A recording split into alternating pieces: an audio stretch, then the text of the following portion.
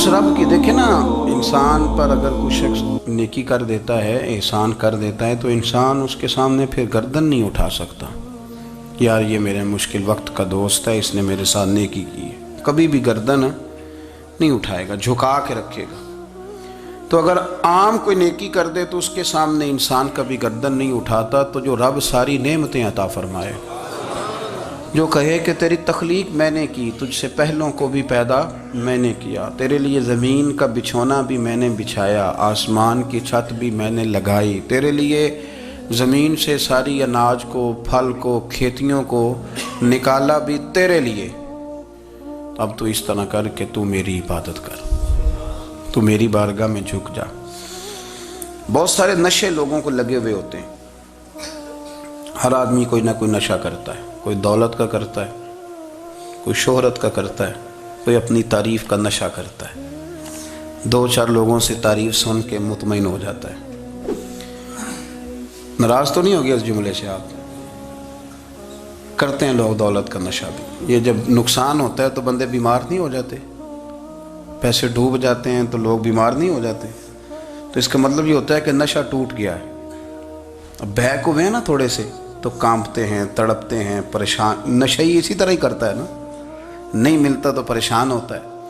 یہ سارے نشے ہیں، مختلف قسم کا نشہ۔ اب مانتے نہیں اس بات کو، تسلیم نہیں کرتے، کیونکہ تسلیم کرنا بڑا مشکل کام ہے، اس کے لیے تو بڑی ساری چیزیں جو ہیں وہ دبوچ کے اور بڑی سارے رستے پھلانگ کے آنا پڑتا ہے، تو بڑا مشکل ہے ماننا، ورنہ کرتے ہیں ہم، ہمارا مزاج ہے۔ یہ گھومنے پھرنے کا، دنیا دیکھنے کا بھی ایک نشہ ہے، یہ بہت ساری باتیں کرنے کا بھی ایک نشہ ہے، گپ شپ کا بھی ایک نشہ ہے۔ دو چار لوگوں کی جب تک پگڑیاں نہ کھول لیں، بعض لوگوں کو نیند نہیں آتی۔ یہ غیبت کا، چغلی کا، بددیانتی کا، یہ بھی ایک نشہ ہے۔ اس پر ملا رومی رحمۃ اللہ نے بڑا کلام لکھا ہے، وہ کہتے ہیں مانگ کے کھانے کا بھی نشہ ہے، مانگ کے کھانے کا بھی نشہ ہے۔ وہ کہتے ہیں کہ ایک بھیک مانگنے والی خاتون تھی، تو بادشاہ کے پاس بھیک مانگنے آئی، تو بادشاہ کو پسند آ گئی، اس نے شادی کر لی۔ اب اس کو عادت تھی بھیک مانگ کے کھانے کی، تو وہ کنیزوں سے کہا کرتی تھی کہ فٹافٹ نہ روٹی لے کے آیا کرو، میں 2-3 دفعہ مانگوں تو پھر لایا کرو، چونکہ ایک نشہ ہے نا، تو میں مانگوں 2-4 دفعہ تو پھر۔ تو انسان بہت سارے نشے کرتا ہے، یہ مانتا نہیں۔ یہ موبائل، یہ فیس بک، یہ سارے نشے ہی ہیں۔ اپنی فوٹو لگا لینا، سارا دن اسی کو دیکھتے رہنا۔ اور بڑے بڑے سیانے بندے جو وزادار ہیں، بڑے وزادار لوگ ہیں، لیکن وہ بھی سنجیدگی کے قائل نہیں، اس طرح کے نشوں کا شکار ہیں۔ یہ سارے نشے ہیں جو ہم نے پال لیے۔ ہمارے صوفیاء، ہمارے بزرگ فرماتے ہیں کہ تم اس طرح کرو، اگر سارے نشوں سے بچنا چاہتے ہو تو سجدے کا نشہ شروع کرو، سجدے کا نشہ شروع کرو۔ یہ نا اقبال کہتے ہیں، ہو عطار ہو، رومی ہو، رازی، آپ بات کو سمجھیں، عطار ہو، رومی ہو، رازی ہو، غزالی ہو، کچھ ہاتھ نہیں آتا بے آہ سحر گاہی۔ کہتے ہیں بہت بڑا صوفی ہو جیسے فرید الدین عطار تھے، بہت بڑا تصوف کا امام ہو جیسے امام غزالی تھے، بہت بڑا تفسیر کا استاد ہو جیسے امام رازی ہو، عطار ہو، رومی ہو، رازی ہو، غزالی ہو، پر کچھ ہاتھ نہیں آتا بے آہ سحر گاہی۔ اگر سویرے اٹھ کے روتا نہیں نا اللہ کی بارگاہ میں، اگر تہجد نہیں نہ پڑھتا، تو کچھ ہاتھ نہیں آتا بے آہ سحر گاہی، پھر اس کو کوئی چیز نصیب۔ میری بات کی سمجھ آ رہی ہے آپ حضرات؟ جب تک آپ سویرے نہیں اٹھتے، آپ اللہ اللہ نہیں کرتے، آپ کو نوافل کا چسکا نہیں، عبادت کا مزہ نہیں، فرمایا میری عبادت کرو، یہ شوق پیدا کرو، میں نے تمہیں پیدا کیا ہے۔ ہم لوگوں کے نشے ہیں، مختلف نشے ہیں، بڑا عجیب رنگ ہے۔ محفل کی صدارت کرنے والے بڑے پیر صاحب، بڑے القابات، بیچ میں سے بندہ تلاش کرنے سے بھی نہیں مل رہا، اتنے بڑے لقب ہیں اس کے، لیکن وہ سج سنور کے 2.5 گھنٹے بیٹھا رہا محفل میں، اور نماز کا وقت آیا تو اس نے مختصر سی پڑھی، وہ نکل گیا، وہ ہلکے سے سجدے کیے۔ اتنا بڑا عشق رسول، نعت خواں، ہو کیا بات ہے، اور عشق رسول کا بہت بڑا پیغامبر، بہت بڑا مبلغ، اور بیچارہ سمجھ ہی نہیں سکا کہ اللہ کے رسول نے فرمایا تو نماز پڑھ میری آنکھیں ٹھنڈی ہو جائیں گی۔ تو یہ نشے کے عادی تو ہیں پر حقیقت کے قائل نہیں ہیں. یہ بس ٹھیک ہے خوابوں کی دنیا میں لوگ زندہ ہیں، پر جن کو یہ جو نشہ تھا نا عبادت کا، یہ میرے رسول پاک کی چاہت ہے، یہ میرے نبی کریم علیہ السلام کی. آپ دیکھیں نا حضور مہینوں جا کے غار حرا میں بیٹھتے تھے. کیا وہاں تبلیغ کرتے تھے؟ کوئی کتاب لکھتے تھے؟ رسول کریم علیہ السلام مہینہ رہتے غار حرا میں. کوئی نہ مجھے دیکھے، کوئی نہ مجھے ملے. حضور یہاں کیا ہے؟ فرمایا میں اپنے رب کی عبادت کروں گا. نبی کریم علیہ السلام نے سجدوں کے ساتھ پتھروں اور پہاڑوں کو آباد کر دیا، سجدوں کے ساتھ. آپ کا سجدہ آپ کو بہت ساری چیزوں سے چھڑا لیتا ہے، یہ بہت ساری جگہوں سے جھکنے سے بچا لیتا ہے. صوفیاء اولیاء یہ کیا کرتے تھے؟ یہ سجدے کا ذوق ہی تو پیدا کرتے تھے. سجدے کا ذوق. شاہ عبدالعزیز دباغ رحمۃ اللہ تعالی علیہ اپنے مریدوں سے فرمایا کرتے تھے کہ اگر تم پکے نمازی بن جاؤ نا، تہجد گزار ہو جاؤ، تو میرے پاس آنا جانا چھوڑ دینا. عرض کی حضور کیوں؟ فرمایا میں تمہارے اور رب رسول کے رستے میں رکاوٹ نہیں بننا چاہتا. اب میرا مقصود ہے تمہیں وہاں تک پہنچانا. جب پہنچ گئے تو پھر میری ضرورت ختم ہو گئی. ہاں کبھی وسوس آئے، شک پیدا ہو، تکلیف ہو تو آنا، ورنہ میں نہیں چاہتا کہ میں رکاوٹ بنا رہوں. تم اللہ اللہ کرو، اس مالک کو راضی کرو. میرے رسول پاک علیہ وسلم نے فرمایا بندہ اللہ کے سب سے قریب اس وقت ہوتا ہے جب وہ سجدے کی حالت میں ہوتا ہے. کس کے قریب ہوتا ہے؟ اللہ کے سب سے قریب ہوتا ہے. وہ بڑا نیڑے ہے رب کے، بڑا قریب ہے، اس لیے کہ وہ حالت سجدہ میں. وہ جب سجدے کرتا ہے نا، اس کی بارگاہ میں جب جھک جاتا ہے. آپ ذرا سجدے کی کیفیت دیکھیں نا. زبان بھی یہاں ہے، آنکھ بھی یہاں ہے، کان بھی، عقل بھی ساری، اس نے سارا کچھ رکھ دیا سجدے میں. آپ وہ کبھی پیچھے جائیں تو دیہاتوں میں کہا جاتا تھا ناک سے نکیریں نکالو. بہت بڑی سزا ہوتی تھی نا، ناک سے نکیریں نکالو، بڑی سزا ہوتی تھی. تو اس نے کہا مالک مجھے کسی نے کہا نہیں، پر دیکھنا میں نے رکھ دی ساری عقل سجدے میں، اور رکھ کے کہا کیا؟ سبحان ربی یا اللہ میں پست ہوں تو اعلیٰ ہے. اللہ تو میرا رب ہے اور تو سب سے اعلیٰ.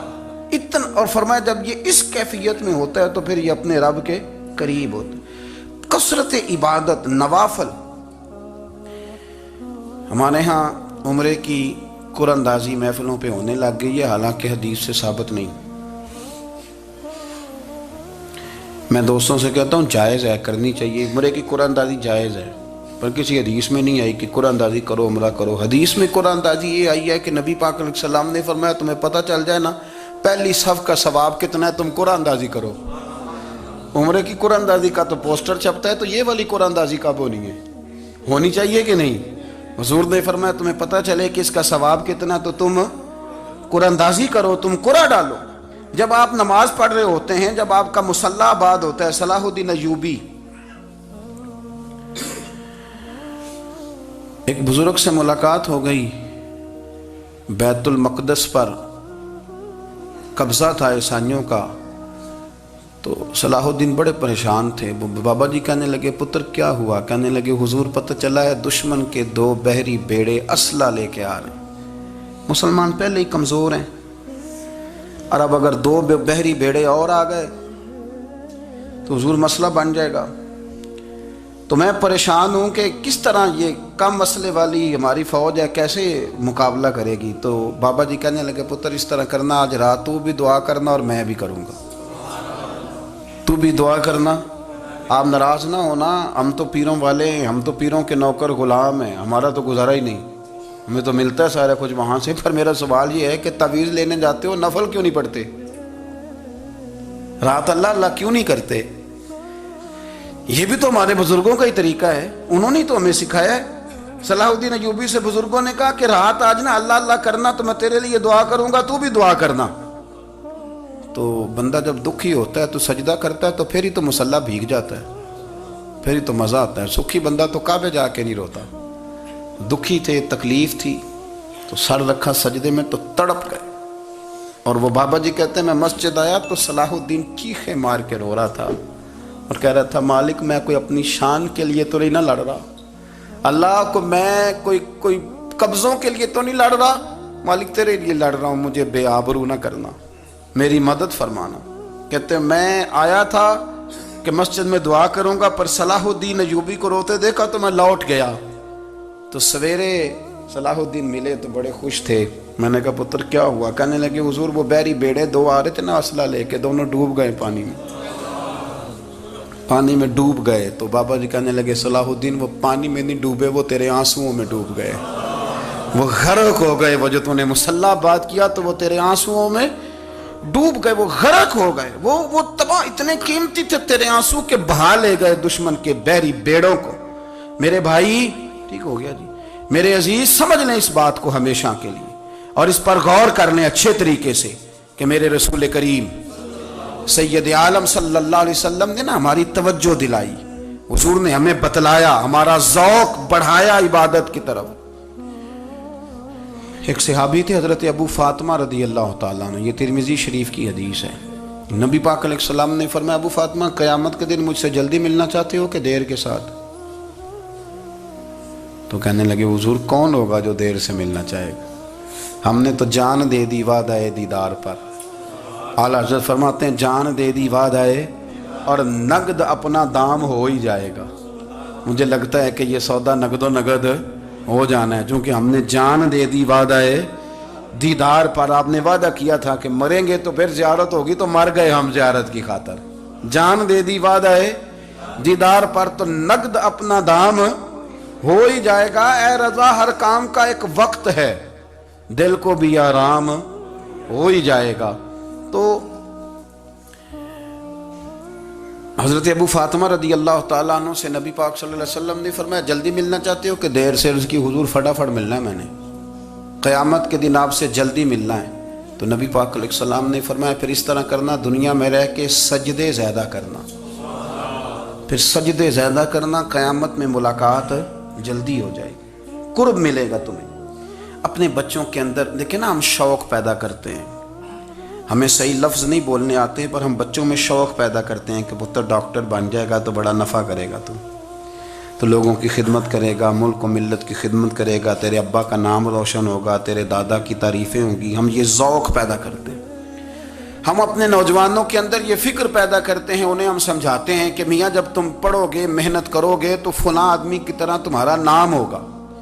یہ جتنا ذوق ہم بچوں کے اندر ان چیزوں کا پیدا کرتے، ہمیں حکم ہے کسی طرح ہم ذوق پیدا کریں کہ پتر نماز پڑھے گا تو اللہ راضی ہو جائے گا، تو سجدہ کرے گا۔ دیکھیں نا میرے رسول کریم علیہ السلام نے فرمایا 7 سال کے بچے کو مسجد لے کے جاؤ، یعنی اسے شوق دلاؤ، اس کے اندر یہ خاصیت پیدا کرو کہ اس کا دل کرے مسجد میں جانے کو، اس کے اندر یہ خصوصیات لاؤ کہ وہ ہمارے ہاں نا ہر چیز کو پرموٹ کیا جا رہا ہے، ہر چیز کو، یعنی سر سنگیت سکھانے کے لیے اکیڈمیاں بن گئی ہیں، ہر شے پرموٹ ہو رہی ہے، عبادت کا جذبہ کم ہوتا جا رہا ہے، اللہ کا ذوق ہمارے اندر نہیں رہا۔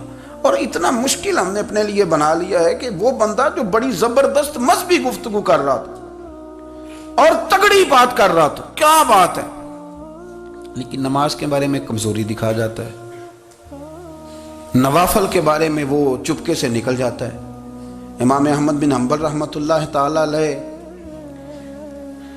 مسند امام احمد بن حنبل 14 جلدوں میں ہے مارکیٹ میں، اور مجھے تو خیر پسندی بڑی ہے، میں نے تو کئی دفعہ پڑھی ہے، اور کیا بات ہے امام احمد بن حنبل کی، کیسے تگڑے قسم کے محدث تھے اور اللہ نے کتنا انہیں اعزاز عطا فرمایا ہوا تھا۔ یہ کوڑے بھی کھاتے تھے دین کی خاطر، سارا کرتا لہو سے بھر بھی جایا کرتا تھا، بڑا اعزاز والا شخص تھے، بڑے اعزاز والے، حدیثیں جمع کرنا، حدیثیں لکھنا، حدیث پڑھانا، سارا دن رہتے تھے، کہہ سکتے تھے کہ میں کر تو رہا ہوں کام، اور حدیث بھی موجود ہے کہ عالم عابد سے افضل ہوتا ہے، پر اس کے باوجود امام احمد بن حنبل رحمۃ اللہ علیہ 300 نفل فرض نمازوں کے علاوہ پڑھا کرتے تھے، 300 نوافل روز پڑھا کرتے تھے۔ ان کے بیٹے نے کہا ابا جی مکان خریدنا ہے تو وہ جگہ کہاں کر کے لوں، بہت ساری آبادیاں، تو فرمایا پتر وہاں لینا جہاں مسجد قریب ہو۔ میرے رسول کریم سید عالم صلی اللہ علیہ وسلم اتنا پسند کرتے مسجد کو، اتنا پسند کرتے نماز کو کہ رسول کریم صلی اللہ علیہ وسلم تہجد کی نماز بھی پڑھتے، پھر حضور فجر کی نماز بھی پڑھتے، نبی پاک وتر کو الگ کر کے پڑھتے، عشاء کے ساتھ نہیں پڑھتے۔ یہ تو ہم اس لیے اجازت دی ہمارے بزرگوں نے کہ بعد میں اٹھے گا کون علیحدہ وتر پڑھنے کے لیے، عشاء کے ساتھ پڑھ لیں۔ وتر پڑھتے، تہجد پڑھتے، فجر پڑھتے، اشراق پڑھتے، چاشت پڑھتے، پھر مغرب کی نماز کے بعد 6 رکعت اوابین پڑھتے، پھر رات کو صلاۃ اللیل پڑھتے۔ سیدہ عائشہ صدیقہ کہتی ہیں زمانہ سو جاتا اور میرے رسول مصلی بچھا کے کھڑے ہو جاتے۔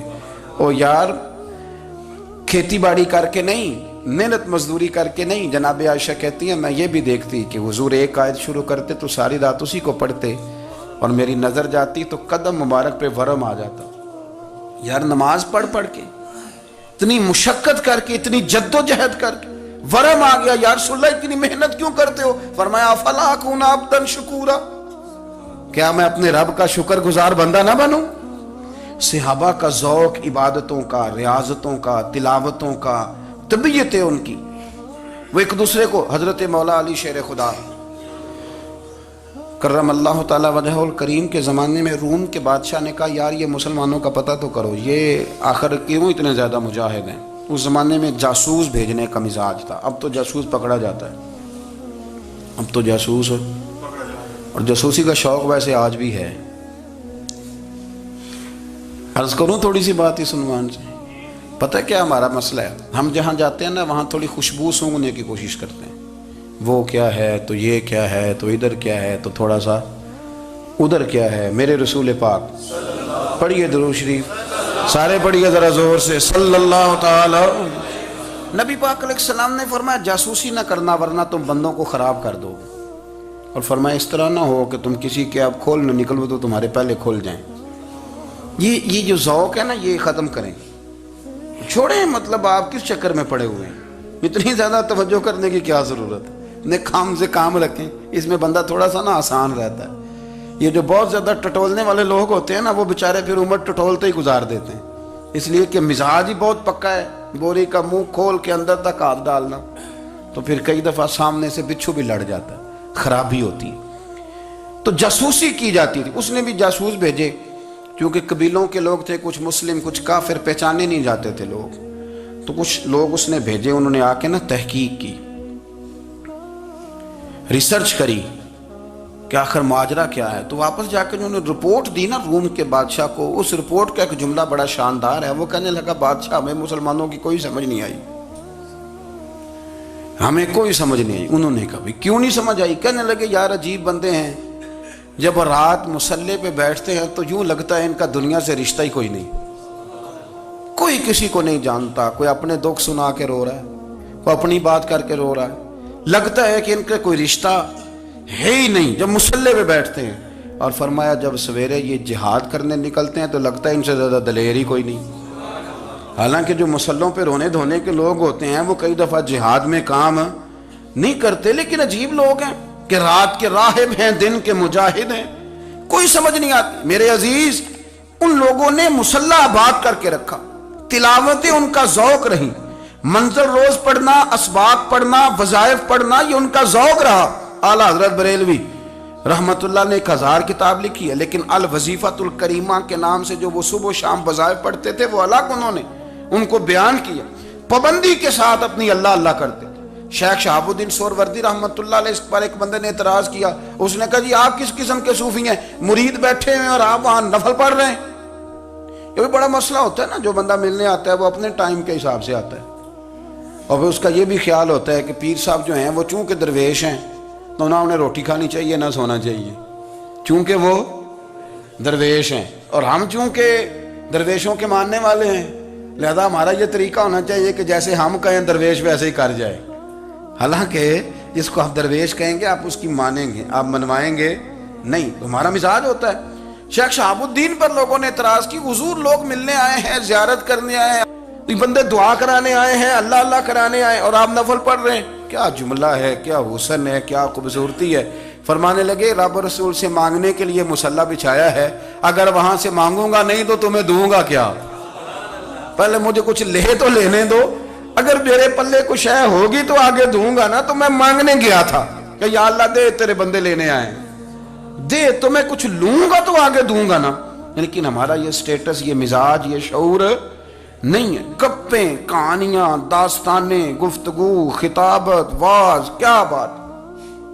لیکن اگر کچھ کرنے کا کام ہو تو وہ نہیں ہم سے ہوتا۔ میرے نبی کریم علیہ السلام نے مصلے سے دل لگانے کا درس دیا، حضور نے توجہ دلائی۔ صحابہ اس ذوق کے حامل لوگ تھے، وہ کوشش کرتے تھے۔ جناب صدیق اکبر رضی اللہ تعالیٰ عنہ کا عبادت کا مزاج ہمیشہ قائم رہا۔ حضرت عمر فاروق ساری رات اللہ کے حضور کھڑے رہے۔ حضرت عثمان غنی رضی اللہ تعالیٰ عنہ عشاء کی نماز پڑھ کے 2 رکعتوں کی نیت باندھتے تھے، 15 سپارے پہلی رکعت میں پڑھ دیتے تھے اور 15 سپارے قرآن مجید کے دوسری رکعت میں پڑھ دیتے تھے۔ آپ نے نا حضرت عمر فاروق کے وصال کے بعد ان کی ایک بیوہ سے نکاح کیا، حضرت عثمان غنی نے نکاح کیا۔ وہ خاتون آپ کے نکاح میں آئیں تو عرض کرنے لگی، امیر المومنین، میرے لیے اعزاز تو بہت ہے کہ میں امیر المومنین کی بیوہ تھی تو امیر المومنین کی منکوحہ ہو گئی ہوں، لیکن حضور نہ تو میں جوان ہوں کہ میرے اندر رغبت ہوتی اور نہ میں اب اس قابل ہوں کہ کوئی خدمت کر سکوں، میرے ساتھ نکاح کی وجہ کیا بنی؟ تو عثمان غنی رو پڑے، فرمانے لگے، میں نے عمر فاروق کو مسجد میں اپنے رب سے ڈرتے ہوئے دیکھا ہے، میں نے اسے روتے ہوئے دیکھا ہے، عدل کرتے دیکھا ہے، انصاف کرتے دیکھا ہے، امت کی خیر خواہی کرتے دیکھا۔ تمہارے ساتھ نکاح اس لیے کیا ہے کہ تم مجھے یہ بتاؤ کہ عمر فاروق گھر کے اندر اپنے رب کو کیسے راضی کرتے تھے، گھر کے اندر کیسے راضی کرتے تھے، وہ طریقے بتلاؤ، تم بتاتی جانا اور میں بھی اسی طرح گھر میں عبادت کروں۔ میرے رسول کریم علیہ السلام نے ارشاد فرمایا، حضور فرمانے لگے، جس گھر میں اللہ کا ذکر ہوتا ہے وہ گھر زندوں کا ہے، اور جس گھر میں رب کریم کا ذکر نہیں ہوتا وہ گھر زندوں کا نہیں ہے۔ گھر نا ہم نا کتابوں میں پڑھتے ہیں کہ ایک بزرگ کہتے ہیں، حضرت فضیل بن عیاض کہتے ہیں کہ میں ایک گلی سے گزر رہا تھا تو گھر کے اندر کسی قاری صاحب نے قرآن کی آیت پڑھ دی، وَلِمَنْ خَافَ مَقَامَ رَبِّهِ جَنَّتَانِ، میں میرے کانوں سے ٹکرائی تو اللہ نے میری کایا ہی پلٹ دی، میں توبہ کر گیا۔ اب گھر کے اندر سے آواز آئے تو صحیح نہ تلاوت کی، پر اندر سے آواز آتی نہیں، یا ڈیک بجنے کی آواز آتی ہے، یا ٹی وی چلنے کی آواز آتی ہے، یا دھوم مچانے کی آواز آتی ہے۔ عبادت کا وہ جو خاص شوق تھا، وہ جو حسن تھا، وہ جو توانائی تھی، وہ جو بات تھی۔ ایک جگہ پہ ہم بیٹھے تھے تو وہاں ایک صاحب آئے اور انہوں نے آتے ہی کہا کہ مہربانی کریں ذرا مجھے مصلی دے دیں، میرے نہ کچھ نفل رہ گئے۔ تو میں نے وضو کر لیا تو کوئی مصلی مل جائے، مصلی انہیں دے دیا گیا، وہ مصلی لے کے چلے گئے تو پیچھے ایک صاحب نے تبصرہ کیا، کہنے نے کتنا ریاکار بندہ ہے، لوگوں کو دکھا رہا ہے کہ میں نفل پڑھتا ہوں، ہے کوئی بات کرنے والی؟ میں نے اسے کہا تو مہربانی کرنا، اس طرح کی ریاکاری تو بھی کر، پکڑ مصلی اور جا تو بھی تھوڑی ریاکاری کر کے آ، اٹھ ذرا شکر کر، کوئی یہ ریاکار بھی ملا ہے، کوئی نفل پڑھ کے ریاکاری کر رہا ہے اللہ کا۔ میں کہتا ہوں کو پڑھے تو صحیح نہیں، یہ کوئی دور ہے نفل پڑھنے کا؟ اس میں تو لوگوں کا مزاج ہی نہیں، طبیعت ہی نہیں۔ میں نے کہا چل مہربانی کر، یہ لے مصلی اور تو بھی جا تھوڑی سی، یا کر یا ریاکاری کرو تو صحیح نا، مزاج ہی نہیں، ذوق۔ جمعے کی نماز پڑھ کے یوں دنیا بھاگتی ہے، او ہو پتہ نہیں کون سی پیچھے آگ تھی جو بجھائی جائے گی، اور آج تک لوگ مسئلہ پوچھ رہے ہیں کہ جمعے کی بعد والی سنتیں کتنی ہوتی ہیں۔ میں نے کہا کتنے سال ہو گئے جمعہ پڑھتے، کتنے سال ہو گئے، ابھی تک سنتوں کا نہیں پتا، ابھی تک نے علم کے پہلے کتنی رکھتے ہیں اور بعد میں کتنی رکھتے ہیں۔ فجر کی سنتیں کب پڑھنی چاہیے، سنو فجر کی سنتوں کے بارے میں۔ میرے رسول کریم سید عالم صلی اللہ تعالی علیہ وسلم سے ایک صحابی نے پوچھا تھا، حضور میری فجر کی سنتیں رہ گئیں یا رہ جاتی ہیں تو حکم کیا ہے؟ کیا انداز ہے حضور کا، بخاری مسلم کے لفظ سنو۔